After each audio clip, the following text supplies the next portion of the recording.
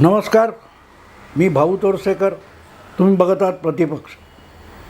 मित्रांनो, काल परवा कधीतरी निवडणूक आयोगामध्ये राष्ट्रवादी काँग्रेस पक्षामध्ये जी फाटाफूट झालेली आहे त्याची सुनावणी होती आणि त्या सुनावणीसाठी दस्तूरखुद्द शरद पवार व्यक्तिगत पातळीवर जातीनिशी हजर होते.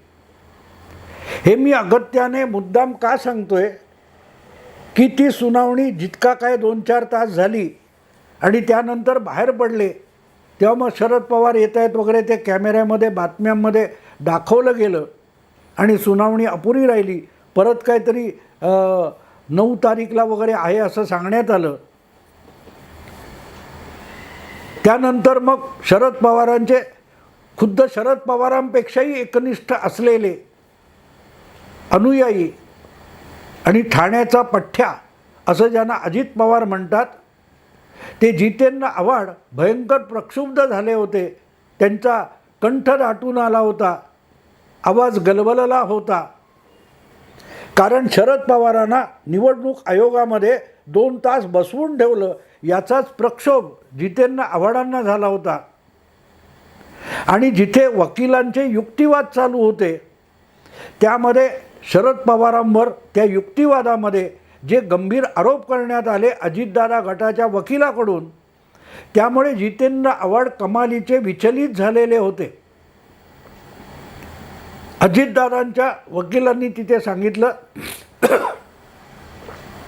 की शरद पवार हुकुमशहाच्या पद्धतीने पक्ष चालवताना मनमानी करत होते. काय विनोद आहे बघा मित्रांनो. हे शरद पवार इंडी आघाडी बनवून मोदींची हुकुमशाही मोडून काढायला निघालेले आहेत. देशातल्या सगळ्या पक्षांना एकत्र करतायत आणि लोकशाही वाचून मोदींची हुकुमशाही मोडून काढायची अशी भाषा राजरोसपणे बोलत असतात. त्यांच्याच पक्षापासून वेगळा झालेला गट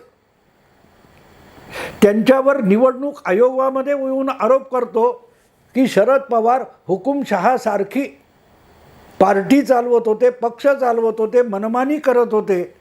म्हणजे जे आरोप शरद पवारांनी गेल्या काही महिन्यांपासून राहुल गांधींच्या नादाला लागून मोदींवर केलेले होते ते आरोप शरद पवारांवरच उलटलेत आणि शरद पवारांनाच येऊन चिकटलेत की पक्ष पातळीवर कोण हुकुमशाह आहे तर शरद पवार आहेत. आणि त्यामुळे जितेंद्र आव्हाडांना ग्लानी आलेली आहे. त्यांचा औंढा दाटून आला, औंढा गिळता येत नव्हता पत्रकारांसमोर आणि साहेबांना 2 तास बसवून ठेवलं वगैरे वगैरे वगैरे. मुद्दा असा आहे मित्रांनो की शरद पवारांना निवडणूक आयोगात जायची गरज होती का? 2 जुलैला जेव्हा अजितदादा हे अचानक उठले आणि 40 आमदार घेऊन महायुतीच्या गोटामध्ये सामील झाले, त्यानंतर 3 तारीखला का त्याच दिवशी मला वाटते शरद पवारांनी पुण्यात पत्रकार परिषद घेतली होती आणि त्यात त्यांनी सांगून टाकलं होतं मी कोर्ट कचेऱ्या करणार नाही. मग सुप्रीम कोर्टात धाव घ्यायची, निवडणूक आयोगात धाव घ्यायची, त्याच्यासाठी वेगवेगळ्या बैठका घेऊन नवनवी ॲफिडेव्हिट्स तयार करायची. हे सगळं कशासाठी चाललं होतं? प्रतिज्ञापत्र वगैरे जे काय भाग असतात ते कोर्ट कचेऱ्यांसाठी असतात ना. की तेव्हा काय बोलले विसरून गेले, आत्ता काय करतायत विसरून. छगन भुजबळांनी उलटा प्रश्न विचारला ना, तुम्हीच जाहीर केलं की मी कोर्ट कचेऱ्या करणार नाही.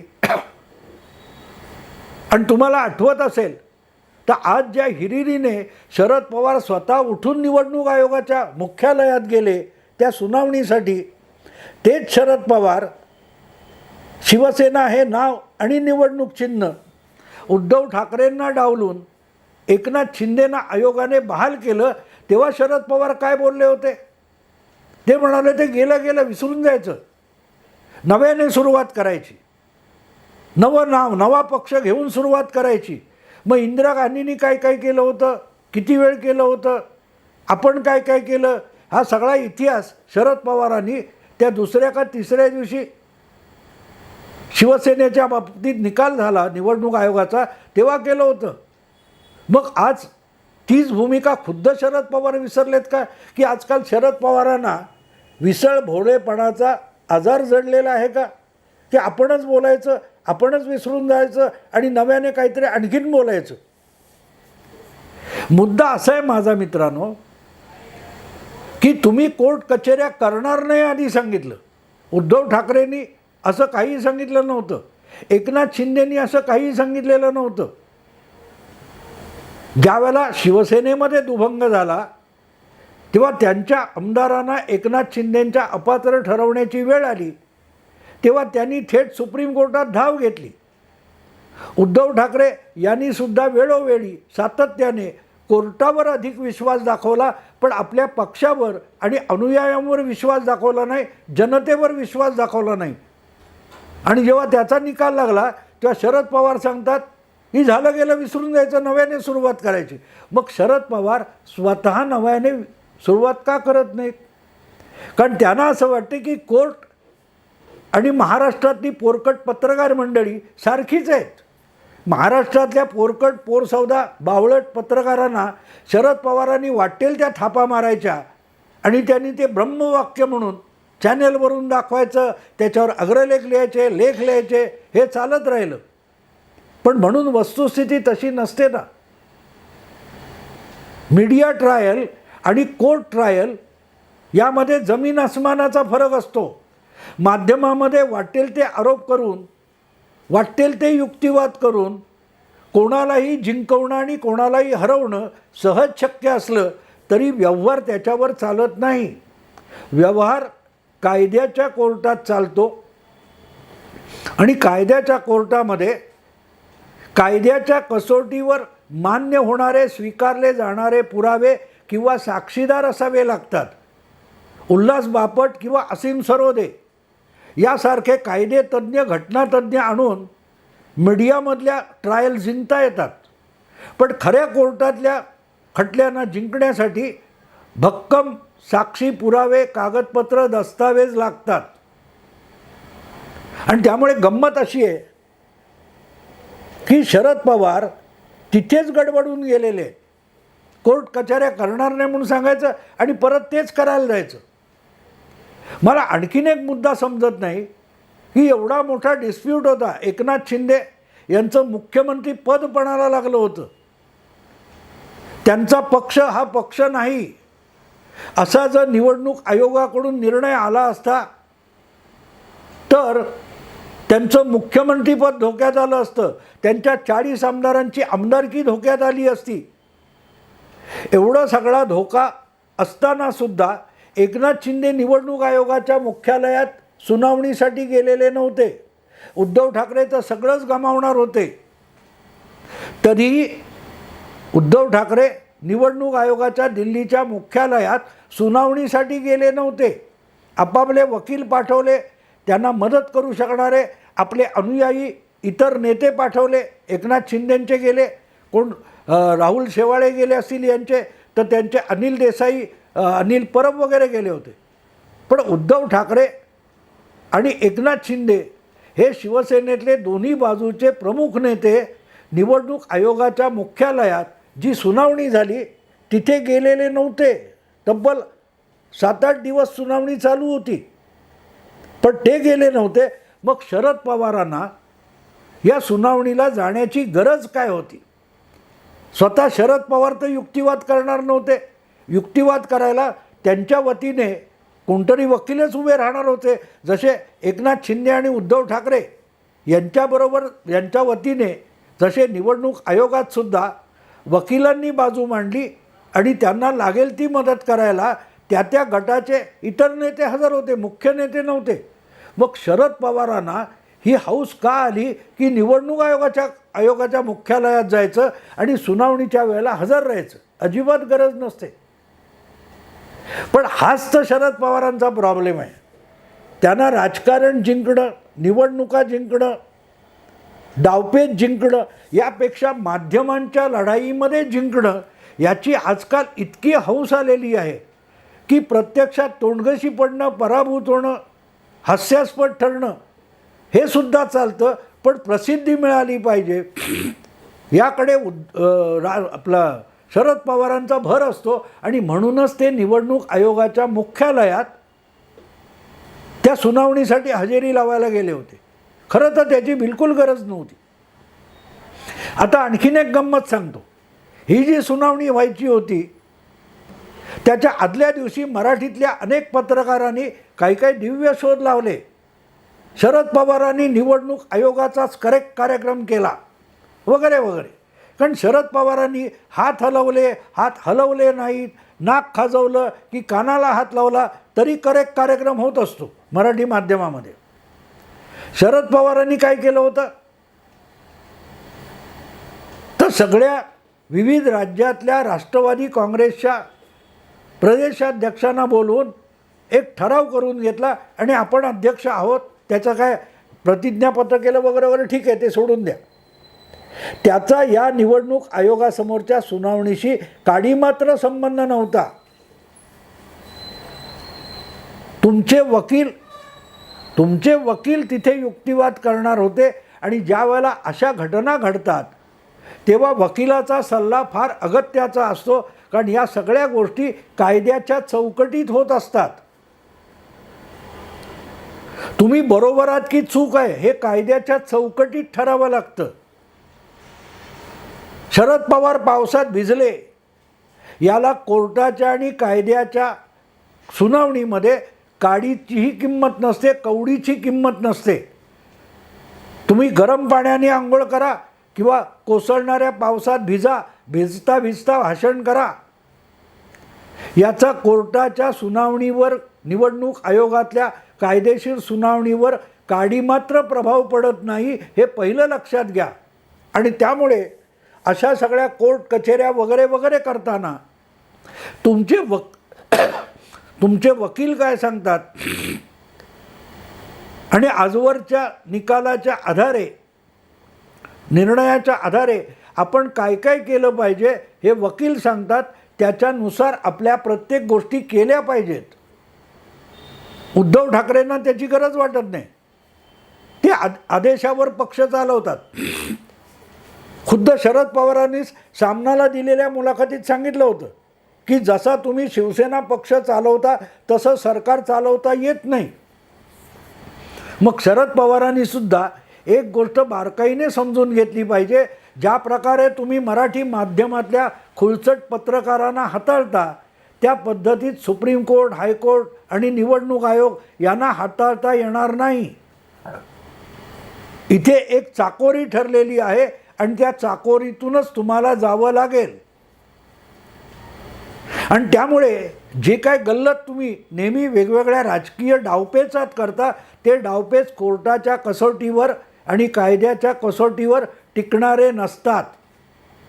आणि म्हणूनच निवडणूक आयोग तुम्हाला समन्स पाठवतो की तुमच्या विरोधी गटाकडून आमच्याकडे आम्हीच राष्ट्रवादी आहोत, आम्हीच राष्ट्रवादी काँग्रेस पक्ष आहोत, आमचे हे नेते आहेत, हे प्रमुख नेते आहेत, हे पदाधिकारी आहेत, असं जेव्हा आम्हाला मान्यता, या नव्या कार्यकारिणीला मान्यता द्यावी म्हणून ज्या वेळेला अजितदादा गटाकडून दावा केला जातो तेव्हा त्याची छाननी करणं हे निवडणूक आयोगाचं कर्तव्य होत असतं. त्यामुळे शरद पवारांनी फूट पडली असं म्हणेपर्यंत निवडणूक आयोग थांबत नसतो. कारण शरद पवार काय म्हणतात याची महत्ता संजय राऊत आणि उरलेल्या मराठी माध्यमांना वाटत असली तरी निवडणूक आयोगाच्या लेखी भाऊ तोरसेकर काय म्हणतो, उल्हास बापट काय म्हणतात आणि शरद पवार काय म्हणतात याला कवडीची किंमत नाही. माझ्या शब्दाला मी सांगतो, त्यांच्या दृष्टीने कायद्याच्या कसोटीवर काय टिकणारं आहे त्याला महत्त्व आहे. रोज सकाळी संजय राऊतांनी सकाळी सांगितलं किंवा वेगवेगळ्या चॅनलवर उल्हास बापट काय बोलले याला निवडणूक आयोग आणि कुठलंही हायकोर्ट, सुप्रीम कोर्ट कवडीची किंमत देत नाही. आणि म्हणूनच इथे वकिलांचा सल्ला, वकिलांचं मार्गदर्शन अगत्याचं असतं. ते मार्गदर्शन 20 जून 2022ला मुंबई सोडून सुरतला जाण्यापूर्वी एकनाथ शिंदे यांनी घेतलेलं होतं. उद्धव ठाकरेंनी तसलं काही घेतलं नाही. त्यांना संजय राऊत आणि जाणकार घटना तज्ज्ञ वकील यातला फरक कळत नाही. आणि त्यामुळे उद्धव ठाकरे यांनी फटाफट एकनाथ शिंदे यांना हटवलं, उपसभापतींकडे आमदार अपात्रतेच्या नोटिसा पाठवल्या वगैरे वगैरे वगैरे. पण त्या टिकतील की नाही, त्या आपल्याला गोत्यात आणतील का, याचा सल्ला घेतला की नाही मला समजत नाही. घेतलेलाच नसेल. आणि अनिल परब यांच्यासारखा सगळ्यात मोठा दिग्गज वकील घटनातज्ञ उद्धव ठाकरे यांच्या पदरी असल्यानंतर मोठमोठ्या वकिलांचा सल्ला घेण्याची उद्धव ठाकरेंना गरज नाही. आणि त्यात कमी म्हणून की काय, संजय राऊत भर घालायला आहेतच. त्यामुळे पदोपदी तोंडघशी पडणं, प्रत्येक कोर्टात जाऊन या पलीकडे उद्धव ठाकरेंना दुसरा कुठलाही लाभ होण्याची बिलकुल शक्यता नाही. पण मला गंमत वाटते की ज्या पद्धतीच्या चुका उद्धव ठाकरे यांनी गेल्या 1.5 वर्षामध्ये केल्या, त्यांच्या पावलावर पाऊल टाकत शरद पवार जातात, याचं मला नवल वाटलं. आम्ही घटना बदलली होती, आम्ही अमुक केलं होतं, आम्ही अशी अशी संघटनेची निवड केली होती, हे सगळं सांगताना तुम्ही जे पक्षामध्ये घटनात्मक बदल केले त्याची माहिती वेळोवेळी निवडणूक आयोगाला उद्धव ठाकरे गटाने दिलेली नव्हती, हेच त्यांच्या विरोधात गेलेलं सगळ्यात मोठं कारण आहे. सगळ्यात मोठं कारण आहे. आणि ते त्यांच्यावर उलटू शकतं हे संबंधित वकिलांनी सांगितलेलं असणार. म्हणूनच एकनाथ शिंदे अतिशय मोजून मापून वकिलांच्या सल्ल्याने चालले होते. सोमवारी डावा पाय पुढे टाकायचा आणि मंगळवारी उजवा पाय पुढे टाकायचा, हे सुद्धा वकिलांच्या सल्ल्याने चाललं तरच कायद्याच्या कचाट्यातून सुटता येत असतं. पण उद्धव ठाकरेंना त्याची पर्वा नाही. ते मनमानीने पक्ष चालवतात. शरद पवार पण त्यापेक्षा काय वेगळं करत होते. सामनाला मुलाखत देताना जे शहाणपण संजय राऊतना शरद पवार सांगत होते, त्यांनी स्वपक्षात किंवा स्वपक्षासंबंधी कोर्ट कचेऱ्यांमध्ये काय वेगळं केलं, काय वेगळं केलं. आमच्या पक्षात फूट पडली नाही असं मी कळवलंय, तरी मला समन्स कशाला पाठवतात, पक्षाला सुनावणीला कशाला बोलवतात, हे जेव्हा शरद पवार विचारतात तेव्हा या माणसाला 60 वर्षात कायदा म्हणजे काय ते तरी कळलंय का, असं शरद पवारांना विचारावं असं वाटतं. नोटीस दिल्यावर ती तुम्हाला घ्यावी लागते, सुनावणीला हजर राहावं लागतं, आपली बाजू मांडावी लागते. हे कायद्याचं साधं प्रोसिजर आहे, हे सुद्धा शरद पवारांना बिलकुल माहिती नाही, असाच निष्कर्ष काढावा लागतो. आम्ही फूट पडली नाही म्हटलं तरी आम्हाला नोटीस कशाला पाठवली, असं जेव्हा शरद पवार विचारतात तेव्हा लाज वाटते. या नेत्याला जाणता नेता का म्हणतात. तुमच्या म्हणण्यावर चालत नाही, तुम्हाला त्याची उत्तरं निवडणूक आयोगात जाऊन द्यायला लागतील. कारण कोणीतरी दावा केलेला आहे, तो दावा कसा खोटा आहे हे सांगायला तुम्हाला जावं लागतं. पोलीस एखाद्याला अटक करतात किंवा चौकशीसाठी बोलवतात तेव्हा आपली बाजू सांगा, सफाई दाखवा, जा निघून. पण तुम्ही मला बोलवणारे कोण, मी जर सांगतो मी गुन्हा केला नाही, या पद्धतीत शरद पवार बोलणार असतील तर त्यांच्या 60 वर्षाच्या राजकीय आयुष्यावर शरद पवार स्वतःच बोळा फिरवतात. आणि मग निवडणूक आयोगात समोरच्या वकिलाने मनमानी केली, हुकुमशाह म्हटल्यानंतर जितेंद्र आव्हाड यांनी धाय मोकलून पत्रकारांसमोर रडण्याची गरज नसते. त्यापेक्षा जरा आपल्या नेत्याला डोकं ठिकाणावर ठेवा असा सल्ला द्यायला शिकलं पाहिजे. नाहीतर यापेक्षा अधिकाधिक नामुष्कीची वेळ आल्याशिवाय राहणार नाही. दुर्दैव आहे, यातून शहाणपण येईल अशी अपेक्षा मी तरी बाळगत नाही. कारण गेल्या 3-4 वर्षामध्ये शरद पवारांची प्रत्येक चाल त्यांच्यावरच उलटलेली आहे. आणि आता या निवडणूक आयोगाच्या प्रकारात तर त्यांनी केलेले आरोप उलटले आणि शरद पवारांनाच येऊन चिकटले, ही वस्तुस्थिती आहे. आत्ता इथेच थांबतो. आवडलं लाईक करा, शेअर करा, सबस्क्राईब करा. नमस्कार.